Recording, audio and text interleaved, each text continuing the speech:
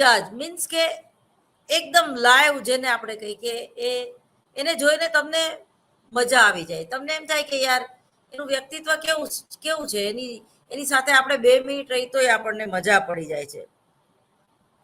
આવી વ્યક્તિ એનું ખૂબ જ મહત્વ હોય છે. આવી વ્યક્તિ રોચક અને આનંદપૂર્ણ હોય છે. એના મોટા ભાગની વ્યક્તિઓ એનો હેલ્પિંગ નેચર હોય છે, બરોબર, એ મદદ કરે છે. આવી વ્યક્તિ બધાની સાથે સમાયોજિત થવામાં સફળ થાય છે. એટલે કે એના વ્યક્તિત્વના લક્ષણો જેવા હોય છે, એમાં લવચિકતા જોવા મળે છે, बराबर. पानी रे पानी तेरा रंग कैसा, जिसमें मिला दो लगे उस जैसा, એ ગીત જેવું એ બધામાં ભળી જાય છે. જેમ દૂધમાં સાકળ ભળે એ રીતે એ ભળી જાય છે. પારસી જ્ઞાતિના વ્યક્તિત્વના જે ગુણ લક્ષણો છે એ પ્રકારે છે. પારસી તમે જો, એક શાંત પ્રકૃતિનો એક પારસી એ તમારી બાજુમાં રહેતો હશે તો તમને ક્યારેય એવું નહીં થાય કે આજે આને આ ધમાલ કરી. ટૂંકમાં આધુનિક યુગમાં વ્યક્તિએ વાતને સ્વીકારવામાં ઘણીવાર વાર લાગે છે. અમુક બાબતો એ જલ્દીથી સ્વીકારી લે છે. જેમ કે આજના છોકરાઓ, તમે જો મોબાઈલમાં જે તમને ને મને આવડતું ન હોય એવી એપ કાઢીને એ બેસે, એ વિડીયો ગેમ રમતા હોય બેઠા બેઠા, આપણને વિડીયો ગેમ ખોલતાય ન આવડે. એટલે આ આધુનિક યુગનું પરિણામ છે.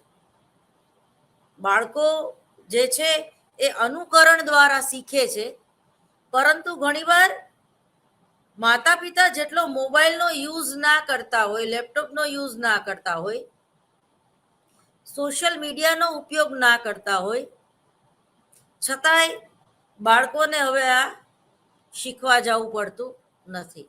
કારણ કે આ માહોલ, આ વાતાવરણ જ એવું છે કે તમે ન આવડતું હોય તો તમે ડોબા જેવા લાગો. લે, તને આઈફોનમાં કઈ ખબર નથી પડતી, બહુ ખરાબ કહેવાય. અત્યારે તો આઈફોનનો જ જમાનો છે. અને એન્ડ્રોઈડ ફોનમાં આપણા ગઈઢા મા બાપ હોય અને એ આપણી આગળ આવે કે આ જરાક જોઈ દે તો આ કેવી રીતે થાય, તો તમને એના ઉપર ગુસ્સો આવે છે કે યાર આટલું નથી આવડતું, આવું ના ચાલે.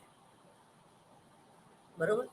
તો કહેવાનો મતલબ એમ છે કે આપણે બધાએ હવે સ્વીકારી લીધું છે કે આધુનિક યુગમાં જન્મેલા 21મી સદી પછી જન્મેલા કે 21મી સદીમાં જન્મેલા બાળકો આવા જ હોય છે.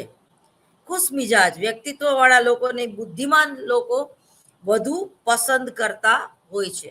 કિશોર અવસ્થાથી યુવા અવસ્થા સુધીના વ્યક્તિત્વમાં પોતાના વ્યક્તિત્વને વિકસિત કરવાની ખૂબ જ ઈચ્છા જાગે છે. દરેક વયની વ્યક્તિઓ, પુરુષ પોતાના વ્યક્તિત્વને યોગ્ય બનાવવાનું પસંદ કરે છે અને તેઓ એ દિશામાં પ્રયાસ પણ કરતા હોય છે. બધા જ લોકો એ માને છે કે વ્યક્તિનું એક સિદ્ધ મૂલ્ય પણ હોય છે. તેઓ એ પણ માને છે કે સારો અને પ્રભાવશાળી વ્યક્તિત્વ હોવાથી વ્યક્તિ અનેક સિદ્ધિઓ પ્રાપ્ત કરી શકે છે. એમની સિદ્ધિઓની પાછળ એમના વ્યક્તિત્વનું ખૂબ પ્રદાન હોય છે અથવા તો પ્રભાવ હોય છે. જે વ્યક્તિ પોતાના વ્યક્તિત્વને સિદ્ધિ મૂલ્યને જાણે છે, પોતાના વ્યક્તિત્વને વધુ વિકસિત કરવાની ઈચ્છા સેવે છે, જેનાથી એમના વ્યક્તિત્વનું સિદ્ધિ મૂલ્ય એ વધતું જાય છે. લોકો એ પણ વિશ્વાસ ધરાવતા થયા છે કે આજે એમના જે વ્યક્તિત્વ છે એ કાલે બદલી પણ શકે છે, વિકસિત થઈ શકે છે, ટૂંકમાં ઉધ્વગામી દિશામાં. બરોબર. વ્યક્તિ આજે સમાચાર, મેગેઝિન, ટીવી અને મોબાઈલ જેવા ઇલેક્ટ્રોનિક માધ્યમનો ઉપયોગ કરે છે, જેના દ્વારા વ્યક્તિને તમે જો ખૂબ બહોળા પ્રમાણમાં માહિતી જે છે એ મળી રહે છે. આ સંબંધમાં તે પોતાના મિત્રો, પરિજનોથી વિચાર વિમર્શ કરે છે. કેટલાક લોકો વ્યક્તિત્વને ગિફ્ટ ફોર ધ ગોડ બરોબર માને છે.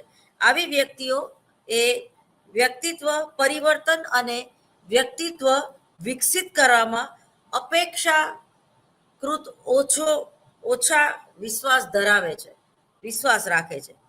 પ્રત્યેક વ્યક્તિ પોતાના અને બીજાના વ્યક્તિત્વમાં અભિરુચિ તો રાખતો જ હોય છે. એવા પણ વ્યક્તિત્વવાળા લોકો હોય છે જેમનું જીવન અસફળ, અપ્રસન્ન અને સામાજિક અસ્વીકૃતિથી ભરેલું હોય. બીજી બાજુ એવા પણ વ્યક્તિત્વ હોય છે જેમના જીવનમાં સફળતા અને ખુશી તેમજ સામાજિક સ્વીકૃતિ વગેરે હંમેશા એને મળી રહેતા હોય છે. તો ટૂંકમાં આ ગુણ એ વિશેષ પ્રાપ્ત કરેલી વ્યક્તિ જે છે એનામાં સતત એનો પ્રયાસ પણ કરે છે કે એ નવું કંઈક શીખે.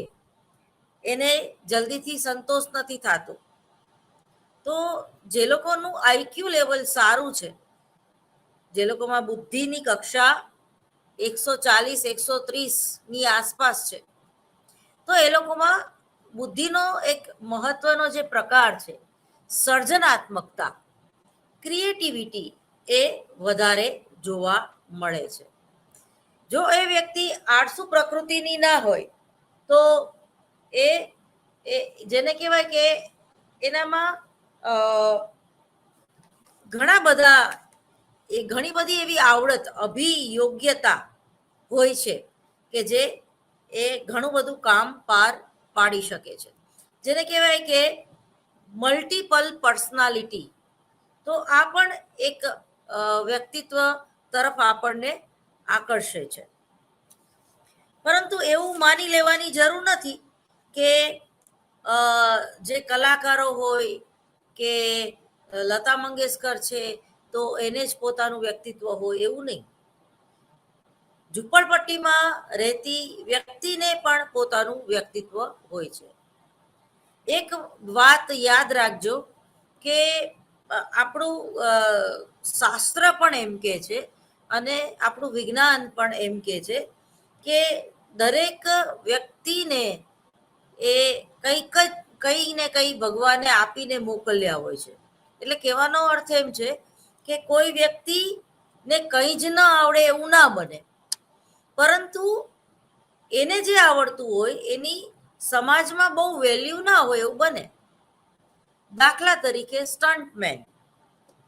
હવે સ્ટન્ટમેન છે એ પિક્ચરમાં કામ કરે છે, પણ એને શાહરૂખ ખાન કે સલમાન ખાનનું માસ્ક પહેરાવી દેવામાં આવે તો એની જે સાચી પર્સનાલિટી છે એ બહાર આવે જ નહીં કે ખરેખર આ વ્યક્તિ છે. એ જ રીતે બેકગ્રાઉન્ડમાં જે આકૃતિ અને પશ્ચાત ભૂમિકા વિશે તમને ખબર છે. બેકગ્રાઉન્ડમાં જે ડાન્સ કરતા ડાન્સરો જે છે તો એને તમે કે હું પર્સનલી કે એને કોઈ ઓળખતું નથી કે એની કોઈ એવી પ્રતિષ્ઠા નથી કે એનો કોઈ એવો ક્રેઝ નથી, પણ એનો અર્થ એવો નહીં કે એનું વ્યક્તિત્વ નથી.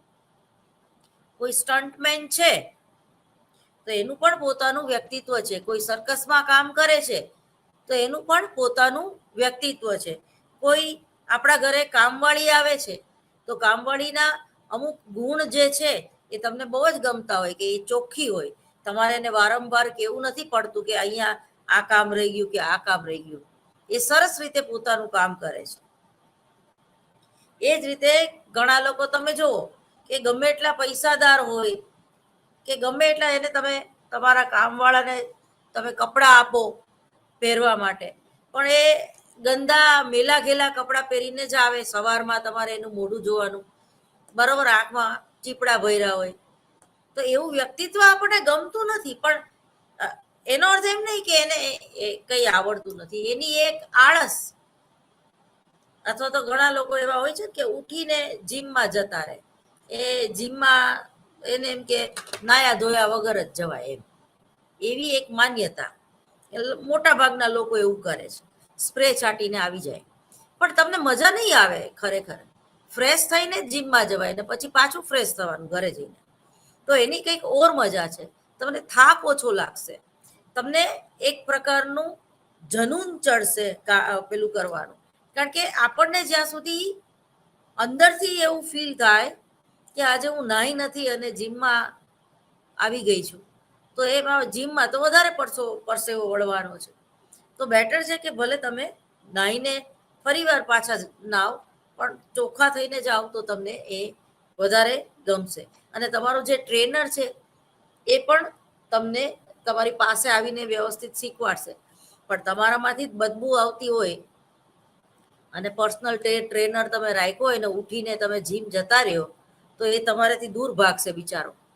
બરોબર? એ જ રીતે જે લોકો પાર્લરમાં કામ કરે છે, એ લોકો 4-5 દિવસ સુધી પોતાના જે ડ્રેસ હોય, કોટ બ્લેક કે વ્હાઈટ કે જે હોય, પાર્લરના સ્પેશિયલ કપડાં, તો એ મારા બેટા અઠવાડિયું 10 દિવસ સુધી ધોવે જ નહીં.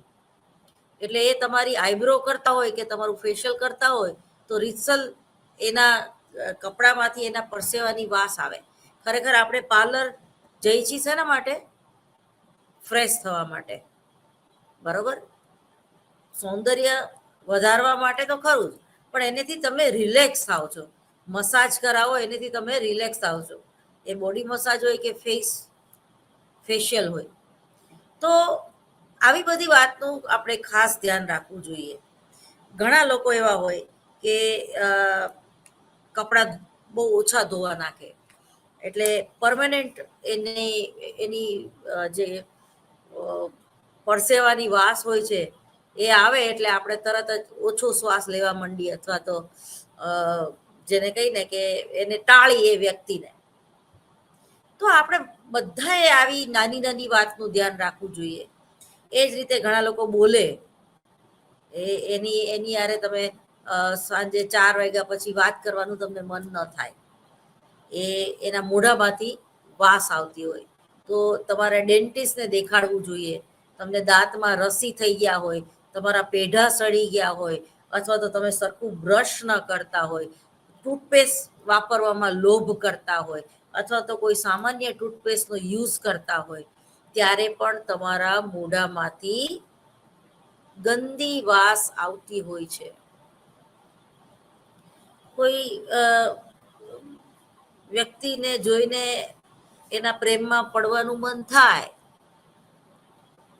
પણ એની આદત બધી આવી હોય, મેં તમને વર્ણન કર્યું એવી, જલ્દીથી કપડાં ન બદલે, પરસેવાની વાસ આવી, મોઢામાંથી વાસ આવી, અથવા તો એને જ્યારે લોકોની સમક્ષ ભણાવવા જવાનું હોય, પ્રોફેસર હોય કે શિક્ષક હોય, તો ડુંગળી લસણ ખાઈને આવે તો એના મોઢામાંથી ગંદી વાસ આવે બોલે એટલે.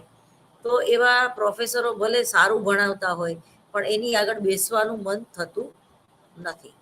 તો દરેક વ્યક્તિની પોતાની એક નૈતિક જવાબદારી છે કે જો તમે આ રીતે જીવન જીવતા હોય તો મહેરબાની કરીને તમારી જે પર્સનાલિટી છે એ ઇફેક્ટિવ નહીં બને. અસરકારક રીતે, ઇફેક્ટિવ રીતે તમે તમારી જાતને કોઈની આગળ પ્રેઝન્ટ નહીં કરી શકો.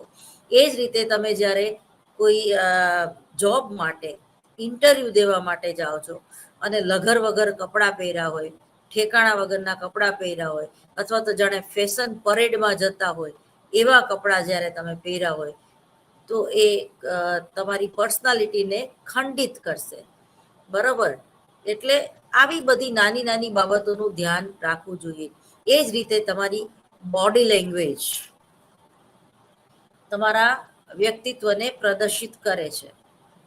જો તમારી બોડી લેંગ્વેજમાં તમે આમ બેસી જાઓ, બરોબર, થાકેલા લાગો, ગરડા લાગો, એ જ રીતે આળસુ પ્રકૃતિના લાગો, પરંતુ તમે તમારી કરોડરજ્જુ ભગવાને આપી છે ને બધાને કરોડરજ્જુ, ટટ્ટાર થઈને બેસો ભણાવવા માટે કે ભણવા માટે, તો સામેની વ્યક્તિને પણ મજા આવે. એ જ રીતે ઘણા શિક્ષકો કે ઘણા પ્રોફેસરો જે છે એ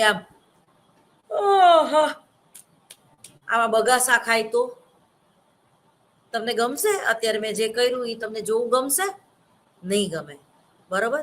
તો જ્યારે તમે જાહેર ક્ષેત્રમાં છો, જ્યારે તમે એક કર્મચારી તરીકે કોઈ સંગઠનમાં જોડાયેલા છો, જ્યારે ઓન સ્ક્રીન લોકો તમને જોઈ રહ્યા છે, જ્યારે તમે ડિબેટમાં બેઠા છો, ત્યારે તમારી બોડી લેંગ્વેજ ઉપરનો કંટ્રોલ તમારે રાખવો જોઈએ.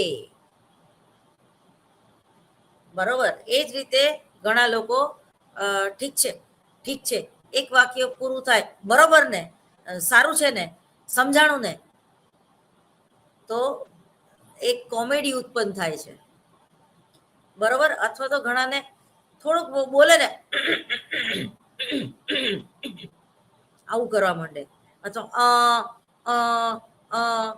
તમે નાટકમાં ભાગ લીધો હોય અને તમારે ડાયલોગ બોલવાનો હોય કન્ટિન્યુઅસ, અને તમે એવું કરો અને પછી ડાયલોગ બોલવાની શરૂઆત કરો, તો પ્રેક્ષકો જે છે એ ભાગી જશે, એ નાટક નહીં જોવે તમારું, કારણ કે ડાયલોગ ડિલિવરી તમને કરતા આવડતી નથી. તમે અટકીને બોલતા હોય, અથવા તો ડાયલોગ ભૂલી જતા હોય. દાખલા તરીકે તમારે બોલવું હોય, જો તું મારું મૌન નહીં સમજે તો મારી ભાષા કઈ રીતે સમજીશ. ટોન પકડવાનો. જો તું મારું મૌન નહીં સમજે તો મારી ભાષા કઈ રીતે પકડીશ. બરોબર. તમારી બોડી લેંગ્વેજ, તમારા હાવભાવ. હિંમત ન હારો સ્વામી, સંસાર રથના આપણે તો સહિયારા સારથી, સપ્તપદીના સાતે ફેરે, તમારી પાછળ ને પાછળ સાથ આપવાનો કોલ હું નિભાવીશ. તમે એકલા નથી. ભાવ. બરોબર. ભાષા, ભાવ, યાદ રહેવું. અને એ જ રીતે આંગિકમ ભુવનમ યશ્ય, વાચિકમ સર્વ વાંગમયમ, આહારમ ચંદ્ર તારાદે, ત્વમ નમઃ સાત્વિકમ શિવમ. તમારું આંગિક અને વાચિક એટલે બોડી લેંગ્વેજ. આંગિક એટલે બોડી લેંગ્વેજ. ઘણીવાર તમે ભણાવતા હોય ત્યારે એ જ રીતે તમે માની લો કે સ્પોર્ટ્સમાં તમે મેચ રમતા હોય અને પ્રેક્ષકો જે તમને બકઅપ કરે અને તાળીઓના ગડગડાટથી તમને વધાવી લે અને તમને જોઈને કૂદકા મારે, તમને કેવી મજા આવે. તમને એ એઝ એ સ્પોર્ટ્સમેન તરીકે પરફોર્મન્સ આપવામાં આવે, કેવો જોમ ચડે ને. એ જ રીતે જ્યારે તમે ભારતની ટીમને જીતાડો અને વર્લ્ડ કપ લઈને આવો, તો એ તમે તમારું ટી શર્ટ ઉતારીને આમ તમારો જે આવેગ જે છે, લાગણીનો આવેગ છે, જીતનો આવેગ છે, અને જ્યાં તમારે અહમ દેખાડવાનો છે, એ અહમ કે અમે જીતી ગયા. બરોબર. એમાં જ્યારે આપણે પાકિસ્તાન સામે જીતી જઈએ ત્યારે તો આપણી બોડી લેંગ્વેજ જે છે એ જોવા જેવી હોય. આપણે ગજબની બોડી લેંગ્વેજ હોય છે. બરોબર. એટલે ઘણીવાર કોઈને ખરાબ લાગી જાય એવી પણ બોડી લેંગ્વેજ હોય છે. બરોબર. તો ઘણા શબ્દો આપણે નથી બોલી શકતા, પણ એ બોડી લેંગ્વેજથી એ વ્યક્તિને આપણે એમ કહીએ છીએ કે કેમ મજા આવી ને. તો આ બોડી લેંગ્વેજનું મનોવિજ્ઞાન જે છે એ પણ તમારે જરાક જોઈ જવું જોઈએ, શીખવું જોઈએ. દાખલા તરીકે કોઈ વ્યક્તિ જ્યારે તમને નમસ્તે કરે છે, તો આ કોરોનાએ આપણને હવે બધાને નમસ્તે કરતા શીખવાડી દીધું છે. આપણે જલ્દીથી કોઈને હાથ સેકન્ડ નથી કરતા ભારતીય લોકો, પૂર્વની સંસ્કૃતિ. જ્યારે પશ્ચિમની સંસ્કૃતિ જે છે એ ચોટાચોટ કરે, ભેટ કરે, અથવા તો હાથ મિલાવે, અથવા તો ઘણામાં તો એવો રિવાજ છે કે લિફ કિસ કરીને સામેની વ્યક્તિ નું પેલું કરે, સ્વાગત કરે. કોઈને જલ્દીથી આપણને અડવું એ ન ગમે તો લિફ કિસની તો ક્યાં વાત રહી. અને મેં તમને કીધું એમ બધા વ્યક્તિ જે છે એ ફિઝિકલી ચોખ્ખા એટલા બધા નથી હોતા, એ લોકો કોન્શિયસ નથી હોતા. એની યારે વાતે તમે 10 મિનિટ ના કરી શકો એવી બદબુ આવતી હોય તો લિપ કિસની ક્યાં વાત કરવી. પણ ટૂંકમાં બોડી લેંગ્વેજ, તમે કોઈ વ્યક્તિને જ્યારે એકદમ સ્પર્શ કરીને એને બકઅપ કરો છો કે બેટા સારામાં સારું તારે પેપર જવું જોઈએ, જીપીએસસીની એક્ઝામમાં આ વખતે તું નીકળી જ જવું છે, અને એ દીકરી માનીને તમે એના માથા ઉપર હાથ મૂકો, તો એક વાત્સલ્યની પ્રેરણા છે. પરંતુ તમે એને ગાલ ઉપર ટપલી મારો, બરોબર, તો એ એનાથી વધારે આવેગ છે કે ભાઈ હું તારો ગુરુ તો છું, પણ હું ગુરુ મિત્ર પણ છું. જે રીતે મિત્ર આપણને ગમે ત્યાં અડે, ગમે ત્યાં મીન્સ કે ખંભા ઉપર પણ એ ઢીકો મારે કે પાછળ બમ્પ ઉપર છાપું મારવું કે જા આવે પરીક્ષા દેવા, બેસ્ટ ઓફ લક. તો આ જુદી જુદી બોડી લેંગ્વેજ દ્વારા તમે એની સાથે કેટલા કનેક્ટ છો એનો ખ્યાલ આવે છે. એટલે જ લેકિન છુપ છુપ કે મિલને સે મિલને કા મજા તો આએગા, પણ જે પ્રેમમાં હોય છે, બોયફ્રેન્ડ કે ગર્લફ્રેન્ડ કે કોઈ એક છોકરી ને છોકરો, તો એ ઝાઝા દિવસ સુધી એ લોકો છુપાવી શકતા નથી. ક્લાસમાં પણ એ લોકો જાહેરમાં ભલે ન બોલતા હોય, પણ એકબીજાની સામે જે રીતે જોવે છે, બરોબર. અને પેલું વોટ્સએપ એક બહુ વાયરલ થયું હતું 2-3 વર્ષ પહેલા, કે પેલી છોકરી છે આમ આંખ મારે છે પેલા છોકરાને જોઈને. તો આવી રીતે જ્યારે તમે આવેગ તમારા જે છે એ ઉત્પન્ન થાય છે અને તમારે જ્યારે વ્યક્ત કરવા હોય છે ત્યારે એ બોડી લેંગ્વેજથી પણ તમે વ્યક્ત કરી શકો છો. અને તમે ભલે એ છોકરાને આઈ લવ યુ ના કહી શકતા હોય, તો પણ બોડી લેંગ્વેજથી પણ એને તમે એ મેસેજ જે છે, આંખના ઈશારાથી પણ એ મેસેજ જે છે કે તમારા શરમાળ, તમે એને જોઈને શરમાઈ જાઓ છો, તો એ છોકરાને તરત જ ખબર પડી જાય છે કે પેલી છોકરી છે એ આપણા પ્રેમમાં છે, હવે વાંધો નહીં આવે, પટી ગઈ છે એના શબ્દમાં. તો આ તો થઈ બોડી લેંગ્વેજની વાત. તો જે આ જે જુદા જુદા અભ્યાસો છે એમાંનો જે 1930 સુધી એ બધા અભ્યાસો ચાલ્યા વ્યક્તિત્વને સમજવા માટે. વ્યક્તિત્વના અભ્યાસો પર જે પુસ્તકો પ્રકાશિત થઈ એમાંના મોટાભાગના મનોવિશ્લેષણવાદ, જો સિગમન્ડ ફ્રોઈડ વ્યક્તિત્વનો મનોવિશ્લેષણવાદ, એના વિશે પણ આપણે વાત કરીશું. અને સ્ટ્રોંગે ઈસવીસન 1936માં સાયકોલોજીકલ પર્સનાલિટી,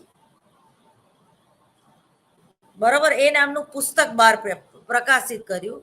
અને આ પુસ્તક ખૂબ જ ક્રમબદ્ધ અને સરળ રીતે લોકોને સમજાઈ ગયું. અને જે વ્યક્તિત્વના વિકાસમાં સામાજિક અને સાંસ્કૃતિક ઘટકોને અધિક મહત્વ આપવામાં આવ્યું હતું. ત્યારબાદ ઓલપોર્ટ, બરોબર, ખૂબ જાણીતું નામ, એને ઈસવીસન 1973માં, બરોબર, પર્સનાલિટી ઇન્ટ્રોડક્શન એ નામનું પુસ્તક પ્રકાશિત કર્યું. અને આ પુસ્તક સ્ટ્રેંગનર નામના પુસ્તકથી અધિક ચાલ્યું ટૂંકમાં. આમ વ્યક્તિત્વની વ્યાખ્યા ગેસ્ટાલ્ટની દ્રષ્ટિથી ધ્યાનમાં રાખીને, એટલે કે સિદ્ધાંતો અને સંપ્રદાયો જે તમે એમાં ગેસ્ટાલ્ટ થિયરી છે, સમષ્ટિવાદ, એની પણ આપણે વાત કરશું. બરાબર, વર્ધીમલ કોહલર અને કોફકા એ ગેસ્ટાલ્ટ થિયરીમાં આવે.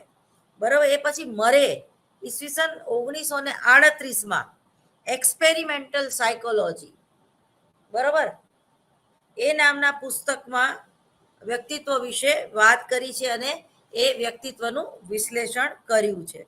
આમ સ્ટ્રેંગન, ઓલપોર્ટ અને મરેના પુસ્તકો જે છે એ જાણીતા છે ને, એ તમારે વાંચી લેવા જોઈએ, બરોબર, જેથી કરીને 003 આ જે પેપર જે છે એ તમને વધારે સારી રીતે સમજાય.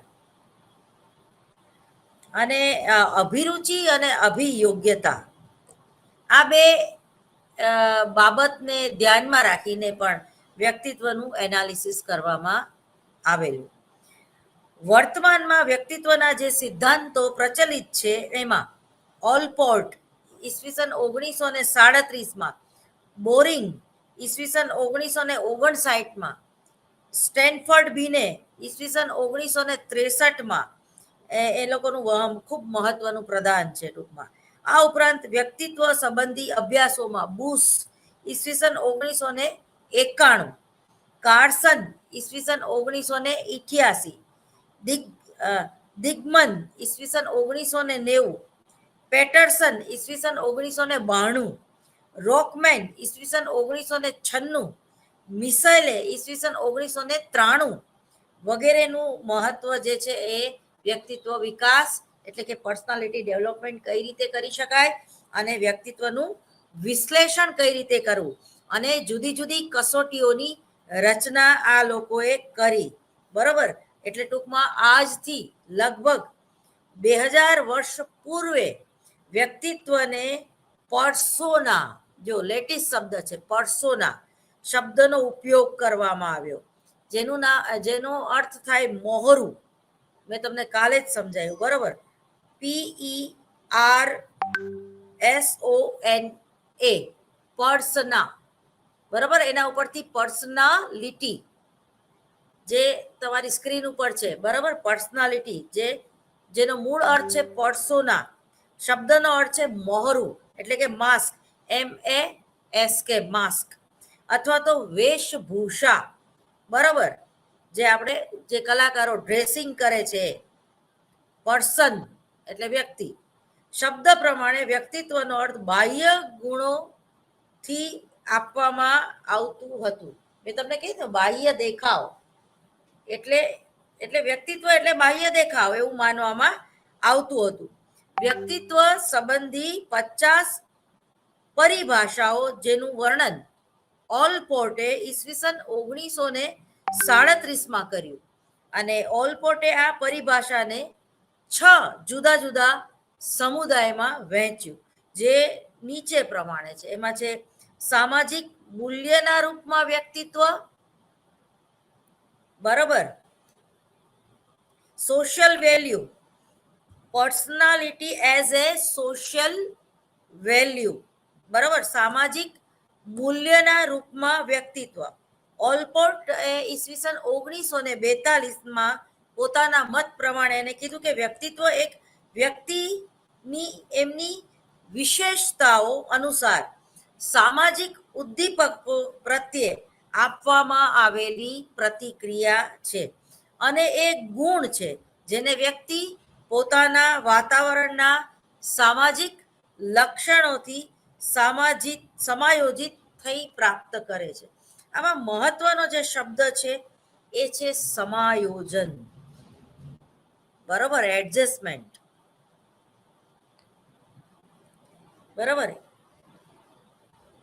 તો વ્યક્તિત્વ એક વ્યક્તિની એમની વિશેષતાઓ અનુસાર સામાજિક ઉદ્દીપકો પ્રત્યે આપવામાં આવેલી પ્રતિક્રિયા છે, અને એ ગુણ છે જે બધામાં એક સરખો નથી હોતો, જેને વ્યક્તિ પોતાના વાતાવરણ એટલે કે સામાજિક લક્ષણોથી એ એક્સ્ટ્રાબિસ કરે છે, એટલે કે એ સમાયોજિત કરે છે. એ પછી ગથ્રીએ વ્યક્તિત્વની વ્યાખ્યા આપી. ગથ્રીના મતે, ગથ્રીએ ઈસવીસન 1949માં આ પ્રમાણે વ્યાખ્યા આપી કે સામાજિક રીતે મહત્વની એ ટેવો તથા ટેવ તંત્રના રૂપમાં કહી શકાય કે જે સ્થિર તથા પરિવર્તન માટે અવરોધી શકે છે, અથવા તો અવરોધક ઊભા કરી શકે છે.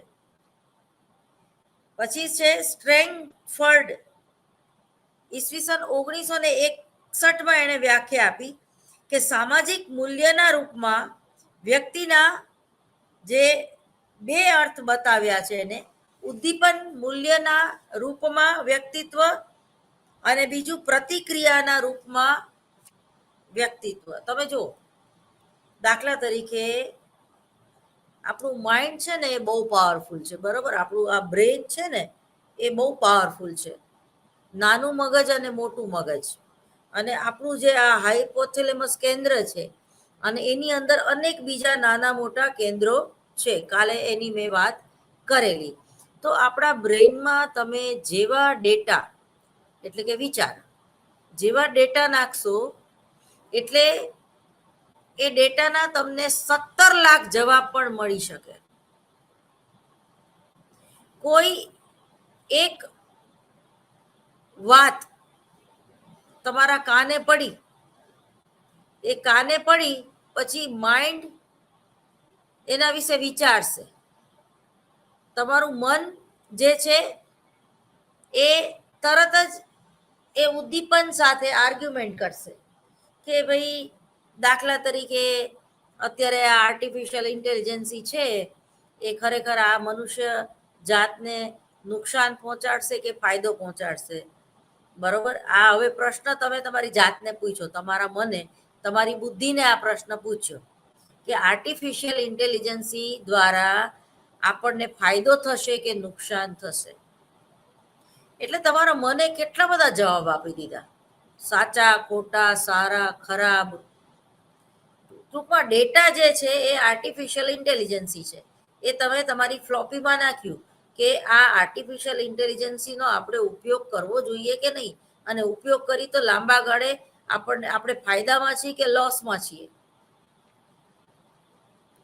હવે તમારું મન છે એ બહુ ચંચળ છે, અને આ માઇન્ડ જે છે, મગજ, એ બહુ ક્રિએટિવ છે અને બુદ્ધિશાળી છે. એટલે એને અનેક ઓપ્શન આપી દીધા તમને, સારા, ખરાબ, સાચા, ખોટા, પોઝિટિવ, નેગેટિવ અને તટસ્થ. આપણે એવું માનીએ, બરોબર. પોઝિટિવ એટલે આનેથી તો આપણને ફાયદો થવાનો, લોકોની મહેનત બચવાની છે, લોકોને હવે પ્લાન્ટ ઉપર જ કામ, લોકોના કપડાના ઇસ્ત્રી પણ ખરાબ નહીં થાય, કારણ કે બધું આપણું જે કામ છે એ બધું રોબોટ કરશે, આપણું જે બધું કામ છે એ મશીન કરશે. બરોબર, આપણે ઘણી વાર નથી જોતા કે ભાઈ ફેસબુકમાં કે ભાઈ આર્ટિફિશિયલ ઇન્ટેલિજન્સી દ્વારા પાછળ બેકગ્રાઉન્ડમાં તમારો, તમે સાવ સામાન્ય લાગતા હોય તો પણ તમે હિરોઈન જેવા દેખાવ છો, એવા તમે ફોટા પણ અપલોડ કરતા હોય છે. એવી જુદી જુદી બધી એપ આવે છે. તો એ ખરેખર 2 મિનિટ માટે તમને ગમે, પણ તમારી જે મૂળ પર્સનાલિટી છે એ તો છુપાઈ જાય છે ને. મોરું પહેર્યું ને તમે ખરેખર એટલા સરસ છો નહીં, પણ એ એબ જ એવી છે કે તમે જાડા પાડા જેવા હોય તોય તમે એમાં દુબલા પતલા લાગો. તમે કોઈ પણ જાતનો મેકઅપ ના કર્યો હોય અને એકદમ ઘંટી ગોબારી મોઢું હોય, અથવા તો ખીલના ડાઘા ને બધું બહુ હોય, પણ એ એબમાં તમે તમારો ફોટો પાડો અને પછી એને અપલોડ કરો થોડું ઘણું આમ તેમ કરીને, એટલે તમે માધુરી દીક્ષિત જેવા લાગો.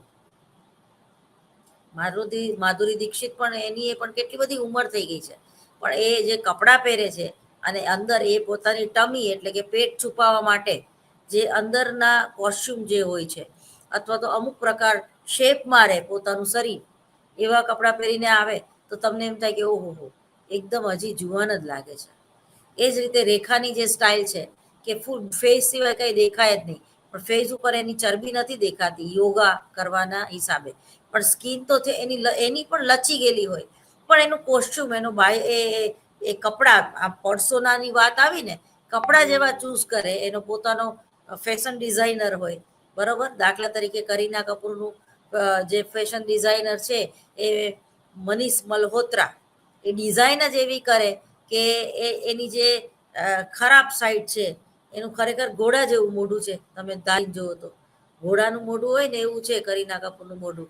એ જ રીતે એના હાથ તમે જુઓ તો એ ગલકાર જેવા, દૂધી જેવા, તુરિયા જેવા છે, બરોબર, લચી ગયેલા. તો એ કંઈ ખરેખર સારી નથી લાગતી, પરંતુ એનું એનું એનું ડ્રેસિંગ સેન્સ, એનું કોસ્ચ્યુમ, અને યોગા દ્વારા પણ, જીમ દ્વારા પણ એ બધી વસ્તુને આપણે મેન્ટેન કરીએ તો આપણી પર્સનાલિટી છે એમાં વધારે આપણે નિખરી શકીએ, વધારે આકર્ષિત બની શકીએ. તો ઉદ્દીપન મૂલ્યના રૂપમાં વ્યક્તિત્વ. તો આ શીર્ષકના અંતર્ગત વ્યક્તિત્વને વ્યાખ્યાયિત કરતા એમ કહી શકાય કે વ્યક્તિત્વ એક વ્યક્તિનું બીજી વ્યક્તિ અથવા તો વ્યક્તિઓ પર પ્રભાવ છે, અથવા તો સમાજમાં જે વ્યક્તિ બીજી વ્યક્તિઓને પ્રભાવિત કરે છે તો તેના વ્યક્તિત્વને પ્રભાવશાળી સમજવામાં આવે છે. આપણે આપણા રોજિંદા જીવનમાં જોઈએ છીએ કે જે વ્યક્તિનું ઉદ્દીપન મૂલ્ય બહુ અધિક હોય છે, અથવા તો જે આપણને પ્રભાવિત કરે છે, તેમના માટે આપણે કહીએ છીએ કે અમુક વ્યક્તિનું વ્યક્તિત્વ ખૂબ સારું છે. પરંતુ વ્યક્તિત્વના સંબંધમાં આ વિચારધારા વૈજ્ઞાનિક નથી, કારણ કે એક જ વ્યક્તિના વ્યક્તિત્વના સંબંધમાં ભિન્ન ભિન્ન લોકોનું મંતવ્ય પણ ભિન્ન ભિન્ન હોઈ શકે. આ સંબંધમાં સ્ટ્રેંગન નામના વ્યક્તિએ ઈસવીસન 1961માં આપણને વધારે સંશોધન કરીને જુદી જુદી કસોટીઓની એક હારમાળા આપી, બરોબર. બીજું છે પ્રતિક્રિયાઓના રૂપમાં વ્યક્તિત્વ. જો તમારે તમારું મહત્વ સમજવું હોય ને, અથવા તો મેં अपने आप को बहुत पसंद करती हूँ जब भी મેં એ ડાયલોગ મને ખૂબ જ ગમે છે. મેં अपने आप को पसंद करती हूँ, આવું રોજ લોકોએ પોતાની જાતને કહેવું જોઈએ. પણ ઘણીવાર આપણે અરીસામાં જોઈને કેવી ગંધારી લાગુ છું, નથી જવું આજ મારે પિક્ચર જોવા માટે, બધા તો કેવા સરસ થઈને તૈયાર, કેવા મારી આગળ તો કંઈ કોસ્ટ્યુમ સારા નથી, આમ તે. ના, તમે જેવું વિચારશો એવું તમારી હારે સાથે થશે. તમે પોઝિટિવ થિંકિંગ કરો તો તમે જે કાળું ધબ મોઢું લઈને બેસી ગયા હો છો થોબડો ચડાવીને, તો એ તમારું નેગેટિવ થિંકિંગ છે સમાજ પ્રત્યે, તમારા પોતાના પ્રત્યે. ઘણા લોકો એમ કે મને એકલું એકલું ન ગમે, એનો અર્થ એમ કે તમે તમારી જાતને પસંદ નથી કરતા. એકલતાને એકાંતમાં પરોવતા આવડવું જોઈએ. જો તમે તમારી જાતને પસંદ નથી કરી શકતા તો જ એવું થાય કે તમને એકલા એકલા નથી ગમતું. ઘણા મેં તો એવા બોલતા સાંભળ્યા છે, ખાસ કરીને 45 થી 55 ઉંમરની જે લેડી હોય છે, એ બાળકો મોટા થઈ ગયા હોય, પતિદેવ ઘરમાં બહુ રહેતા ન હોય અને ઘરમાં પોતે એકલી એકલી હોય, તો એ ક્રિએટિવ માઇન્ડ નો હોય, ઓછી બુદ્ધિ હોય, આદર્શ માત્ર ગૃહિણી હોય, આખી જિંદગી એને રસોડાનું કામ જ કર્યું હોય, પરંતુ હવે તો વોશિંગ મશીન આવી ગયા, હવે તો કોઈના કપડાય નથી ધોવાના, હું તો ને હુંતી બે જ જણા ઘરમાં છીએ, એટલે ક્યાં છો, 2 મિનિટે ફોન કર, મને નથી ગમતું, હું એકલી એકલી શું કરું. અરે ભાઈ, તું એકલી એકલી શું કર એ તારે વિચારવાનું. ઘણા એવા બોરિંગ વ્યક્તિત્વ હોય છે કે તમને એનો ચેપ લાગે ને તો તમને એમ થાય કે યાર તમે નિરાશ થઈ જાઓ. એક અમારા પત્રકાર ગ્રુપમાં એક ભાઈ છે, એ સવારે ઉઠીને 2 થી 3 લીટીઓ એવી લખે કે એમ થાય કે આના જેવો કોઈ દુઃખી નહીં હોય બિચારો. એકલતા ને અટુલું ને મારું કોઈ નથી ને દુઃખી છું ને, એ બસ એનો ભાવાર્થ બધો એવો જ નીકળતો હોય.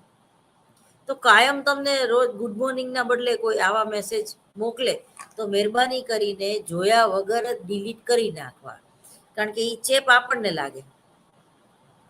પાછો એવું લખીને પોતે તો 2 બાર ચા પાઈ પીતો હોય, એને એવું કાંઈ હોય નહીં, ખાલી લખવા પૂરતું લખ્યું હોય. આવા આજુબાજુ જે હોય છે, બરોબર, માથાકૂટના ઝાડ, બરોબર, તો જેને કહેવાય કે એવી એવી વ્યક્તિઓથી સવાર સવારમાં તો દૂર રહેવું. કાઉન્સેલિંગ કરવા માટે આ પધારે તો વેલકમ છે, કારણ કે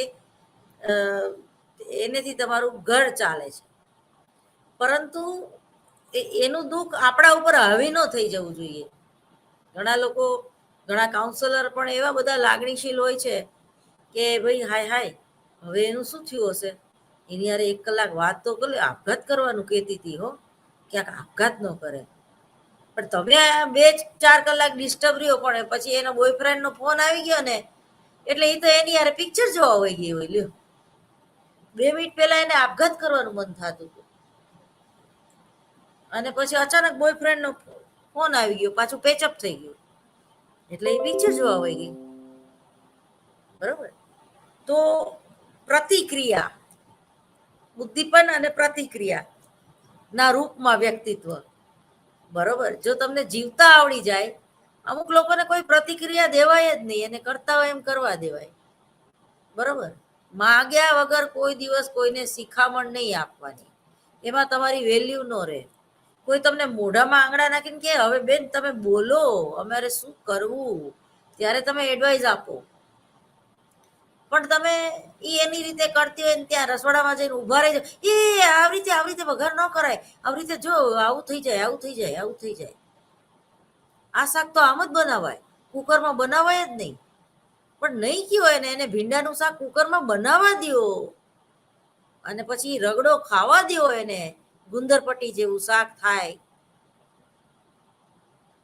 ઘણા લોકો ગુંદાનું શાક કે આવું ભીંડાનું શાક એ કુકરમાં વઘારે, એને કરવા દેવાય. ઘણા લોકો ન સમજે અને પગ નીચે રેલો આવે તો સમજે, પછી માંગે. એટલે એને આપણા અમારા કાઠિયાવાડમાં કહેવત છે કે કીધા કુંભાર ગધેડે ન ચડે, કીધા કુંભાર ગધેડે ન ચડે. બરોબર, પછી એને સમજાય કે ના ગધેડા ઉપર ચડીશ તો જ આ કામ થશે, પછી એ ચડે એમ. હવે ઓલપોર્ટના મતે વ્યક્તિત્વ એ વ્યક્તિના મનોદૈહિક ગુણોનું એવું ગત્યાત્મક સંગઠન છે જે વ્યક્તિના વાતાવરણ પ્રત્યે અપૂર્વ સમાયોજનને નિર્ધારિત કરે છે. સૌથી સર્વમાન્ય જો વ્યક્તિત્વની કોઈ વ્યાખ્યા હોય તો એ છે ઓલપોર્ટની. ઓલપોર્ટ એનું પણ આપણે ભણવામાં આવશે, તમે વાંચી જાઓ. સિગમન ફ્રોઈડ, પછી યુંગ, પછી એડલર, પછી કારેન હોર્ની, પછી એરિક ફ્રોમ, પછી સુલ્લિવાન, પછી એરિક્સન, પછી હેનરી મરે અને ગોલ્ડન ઓલપોર્ટ. જો આવ્યું ને ગોલ્ડન ઓલપોર્ટ, વ્યક્તિત્વના જુદા જુદા લક્ષણો ઉપરથી એણે વ્યક્તિત્વ વિશેની આપણને વાત કરી છે, આપણે જોઈ જશું. બરોબર, તો વ્યક્તિત્વને આ રૂપમાં પરિભાષિત કરવામાં ટૂંકમાં આવી છે. તો એની જે વ્યાખ્યા છે એ બરોબર યાદ કરી જાઓ, મારી સાથે સાથે બોલો તમે. વ્યક્તિત્વ એટલે કે મનોશારીરિક, એટલે કે મન અને શરીર. વ્યક્તિત્વ એટલે કે મનોશારીરિક તંત્ર, એટલે આ શરીર તંત્ર કહેવાય આને. બરોબર, બોડી, ફિઝિકલ બોડી, તંત્ર. વ્યક્તિત્વ એટલે કે મનોશારીરિક તંત્રનું, એટલે આ તંત્રનું એવું ગત્યાત્મક સંગઠન. ગતિ, પ્રગતિ, એક જગ્યાએ બેસી નથી રહેતું, એવું ગત્યાત્મક સંગઠન.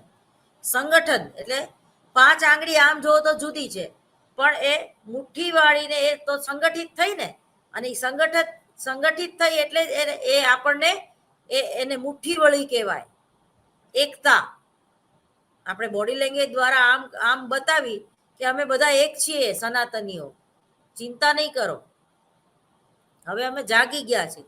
અંદર અંદર ભલે અમે ગમે એટલી માથાકૂટ કરીએ, પરંતુ બહારથી કોઈ આતંકી પ્રવૃત્તિ જે છે એ અમારું હનન કરવા માટે આવે તો અમે બધા એક છીએ.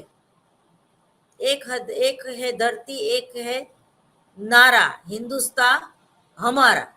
તો આ બોડી લેંગ્વેજ દ્વારા, એટલે કે વ્યક્તિત્વ એટલે કે એવું ગત્યાત્મક સંગઠન. સંગઠનની વાત આવી ને, કે જે વાતાવરણ દ્વારા, વાતાવરણ એટમોસ્ફિયર પ્રભાવિત થાય છે, અને એમાં તમારે સમાયોજન કરવાનું છે.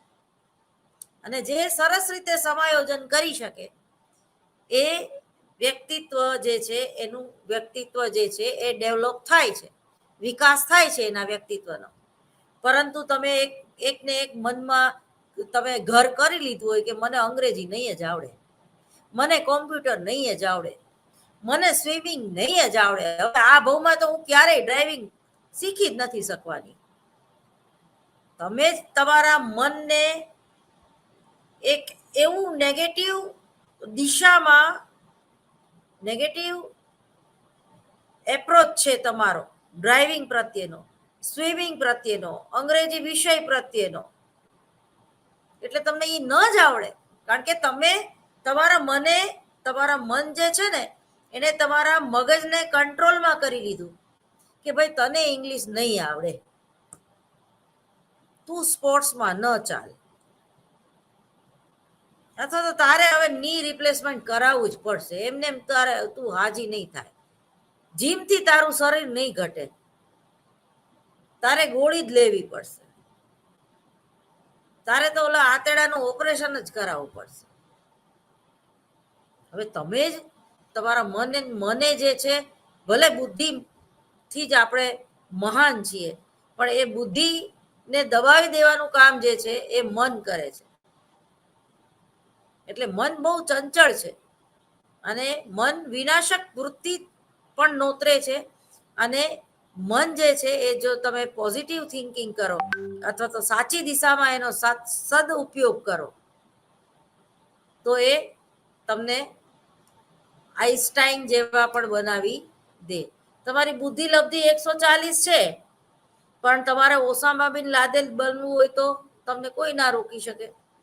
ઓસામા બિન લાદેલ જે છે એ પણ 140 બુદ્ધિલબ્ધિ ધરાવતા હતા અને અમેરિકાના એ સાયન્ટિસ્ટ હતા. અમેરિકામાં એ પોતે સાયન્ટિસ્ટ હતા, પણ એને પોતાનું જે મગજ છે, એનું મન જે છે, એની ઈચ્છા, એની ચારે બાજુનું જે વાતાવરણ હતું એ નેગેટિવ હતું અને એને આખો ઇતિહાસને એ રીતે લીધો કે ભાઈ અમેરિકન લોકોએ અમને બહુ હેરાન કર્યા છે, અમને હફસી લોકોને બહુ જ હેરાન કર્યા છે. ત્યાં પણ જો કાળા અને ગોરા લોકોનું આજે પણ એક જે મનોવલણ અને પૂર્વગ્રહથી એ લોકો પીડાય છે. અમારું શોષણ કરવામાં આવ્યું છે ટૂંકમાં. અથવા તો અમે ભલે ગમે એટલા હોશિયાર ને ગમે એટલા સ્માર્ટ હોઈએ, ગમે એટલી બુદ્ધિલબ્ધિ ધરાવતા હોય, અમને નાસામાં કામ નથી આપતા આ લોકો. એ જ રીતે બ્રિટિશ પ્રત્યેનું ભારતનું વલણ કે આપણા ઉપર શાસન કરીને ગયા છે.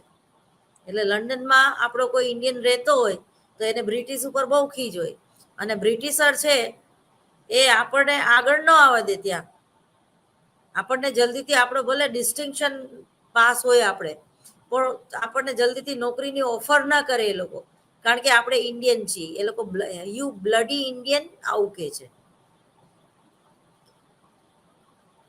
બરોબર. કારણ જેવું વાતાવરણ એ લોકો, આપણા ઇન્ડિયન લોકો અમેરિકા, જાપાન અથવા તો યુએસ બધી જગ્યાએ એટલા બધા છવાયેલા છે કે હવે એ લોકોને આપણા પ્રત્યે અણગમો થઈ ગયો છે. એ લોકોને એમ થાય છે કે આ લોકો સાલાઓ આવીને મહેનત કરી જાય છે, નોકરીઓ અમારી ખાઈ જાય છે અને અમારે અમારા દેશમાં ગુલામની જેમ રહેવું પડે છે. રિષિ સુનક જે યુકેના વડાપ્રધાન છે, એને ઇન્ડિયનોની ફેવરમાં અને અમુક અગેન્સ્ટમાં બંધારણમાં ફેરફાર કર્યા. કારણ કે આપણા જે ઇન્ડિયનો છે એ બહુ લુચ્ચા છે. એ લોકોને એક મગજ ઉપર ચડી જાય કે ભલે ને ભણવું ગણવું એ નથી, પણ આ રહેવું છે તો આ જ દેશમાં, તો એ ખોટું કરીને પણ ગમે એમ કરીને રહે છે. ત્યાં જઈને ખોટી રીતે લગ્ન કરી લેવા, ઓન પેપર ખાલી લગ્ન કરવા અને પછી ત્યાં સેટલ થઈ જાય અને ગ્રીન કાર્ડ મળી જાય એટલે ડિવોર્સ આપી દેવાના, બરાબર. ખરેખર એ આખું હંબક જ હોય છે. તમે ઓલું ડંકી પિક્ચર જોયું હશે, તો એ ડંકી પિક્ચર ના જોયું હોય તો જોજો. વાતાવરણની ટૂંકમાં અસર હોય છે.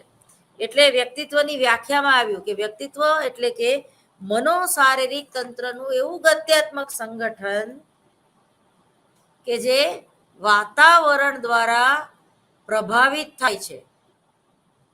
અને તમે સમાયોજનની કક્ષા તમારી કેટલી છે એના ઉપર પણ આધાર રાખે છે કે તમારું વ્યક્તિત્વ કેવું છે. એટલે કે પર્સનાલિટી ડેવલપમેન્ટ જ્યારે તમારે કરવી હોય ત્યારે તમારામાં લવચિકતાનો ગુણ હોવો જોઈએ.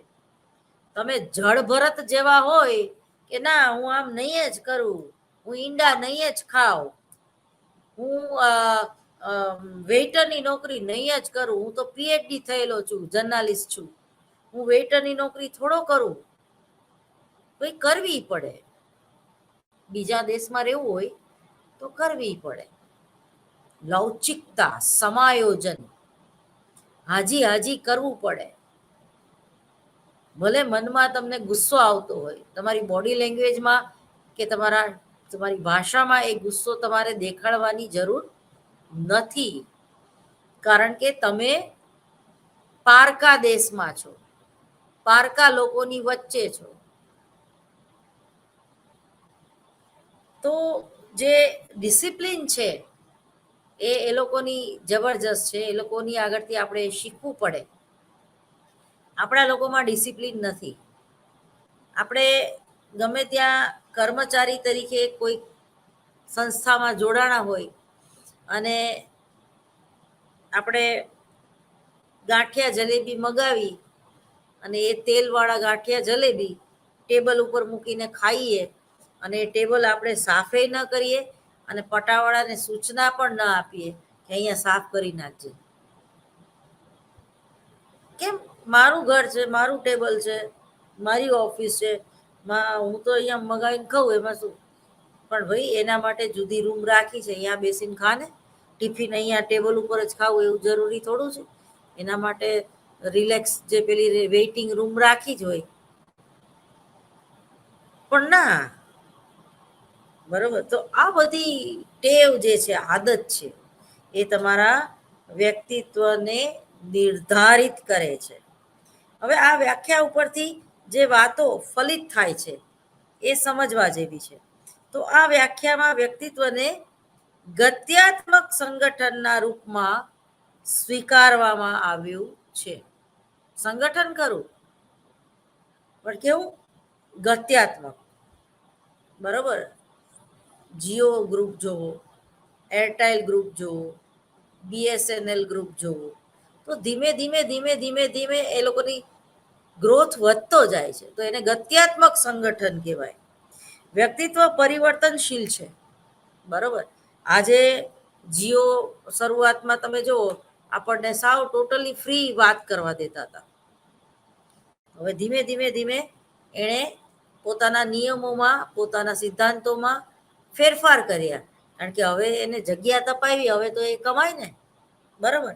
કોઈ પણ વ્યક્તિનું વ્યક્તિત્વ સ્થિર હોતું નથી. બરાબર. કારણ દાખલા તરીકે હું નાની હતી ત્યારે હું લાલ, લીલા, પીળા કપડાં વધારે પહેરતા. પીળા કપડાં તો અત્યારે પહેરું છું, પણ એ અહીંયા અમુક કપડાં પહેરાતા જ નથી. દાખલા તરીકે બોટલ ગ્રીન કલર મને ભલે ગમે તો ગમતો કલર હોય, પણ પાછળનું બેકગ્રાઉન્ડ ગ્રીન હોય એટલે જ્યારે ઓનલાઈન લેક્ચર હોય ત્યારે હું ગ્રીન કલરના કપડાં પહેરી શકતી નથી. ટૂંકમાં નાના હોય ત્યારે જે કલર તમને ગમતો હોય, બની શકે કે મોટા થાવ તમને એ કલર ના ગમે. આજે મને પ્રોફેસર તરીકે નોકરી કરવી ગમતી હોય, 10 વર્ષ પછી બની શકે કે મને મીડિયા એટલે કે ન્યૂઝ ચેનલમાં કામ કરવું ગમે. એટલે અભિરુચિ અને અભિયોગ્યતા જે છે એ કોઈ પણ વ્યક્તિની બદલાતી જાય છે. એટલે ટૂંકમાં વ્યક્તિત્વ સ્થિર નથી. જેમ જેમ તમારામાં અનુભવોનું ભાથું તમારું વધતું જાય, જેમ જેમ તમારું નોલેજ વધતું જાય, એમ તમારામાં ક્રિએટિવિટી આવતી જાય, એ રીતે તમારું વ્યક્તિત્વ જે છે એ ખીલતું જાય છે. વધારે તમે જેને કહેવાય કે લવચિક, વધારે તમે મેચ્યોર્ડ બનો છો. એમાં સમયે સમયે વાતાવરણની આંતરક્રિયાઓના અનુસાર પરિવર્તન થતું હોય છે. મુખ્ય કલર કયા? તમને ઉદાહરણ આપીને સમજાવું છું. લાલ, લીલો અને પીળો એ મુખ્ય કલર છે? ના, મુખ્ય તો બે જ કલર છે, બ્લેક એન્ડ વ્હાઈટ. બરોબર. લાલ, લીલો, પીળો. હવે દાખલા તરીકે તમારે પિંક કલર જોતો હોય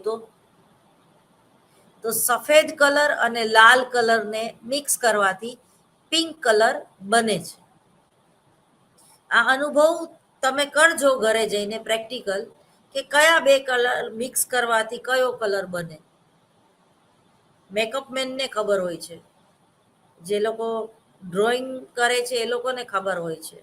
એ જ રીતે આપણા વ્યક્તિત્વના કયા ગુણ લક્ષણો એકબીજા સાથે મળે છે, આપણા પોતાના જો વૈયક્તિક બાબત કરું છું, વ્યક્તિત્વ ભિન્નતા નહીં, એના ઉપર પણ આવીશ. પરંતુ દાખલા તરીકે મારામાં ખૂબ દયા અને કરુણાનો ગુણ હોય, મને બહુ જ દયા આવી જતી હોય વારંવાર, તો હું નર્સની નોકરી સ્વીકારું તો હું એમાં વધારે સફળ જઉં. કારણ કે દર્દીઓને જોઈને જો તમને દયા ન આવે તો તમે કામ ના કરી શકો, તમને સૂગ ચડે. પણ તમારામાં એ દયાનો ગુણ છે, પણ તમને કોઈને અડવું ના ગમતું હોય તો, તમારામાં આર્ટ છે પણ કોઈ વ્યક્તિને અડીને એનું વેક્સ કરવું ન ગમતું હોય તો, ચિત્રી ચડતી હોય તો, ગંદકી જેવું લાગતું હોય તો, એ જ રીતે જે નર્સ છે એને ડ્રેસિંગ કરતી વખતે ઉલટી થઈ જાય તો એ ગંધાતા કપડા કાઢીને સ્પંજ કરવું પડે. માંદા માણસમાંથી તો બહુ ગંદી વાસ આવતી હોય ને, અને એને સરસ ચોખ્ખો કરી શકતી હોય તો આ બે લક્ષણો ગુણ લક્ષણો હોવા જોઈએ ને, એકથી ન ચાલે. હેલ્પિંગ નેચર હોય, સેવાભાવી સ્વભાવ હોય, માત્ર એનેથી નર્સ ન બની શકાય. સામે એને ચિત્રી ન ચડવી જોઈએ. એ જ રીતે ચિત્રી ના ચડતી હોય પણ તમારો હેલ્પિંગ નેચર જ ન હોય, સેવાભાવી વૃત્તિ જ ના હોય, તો આ બે ગુણ લક્ષણો હોય તો તમે સારા નર્સ બની શકો.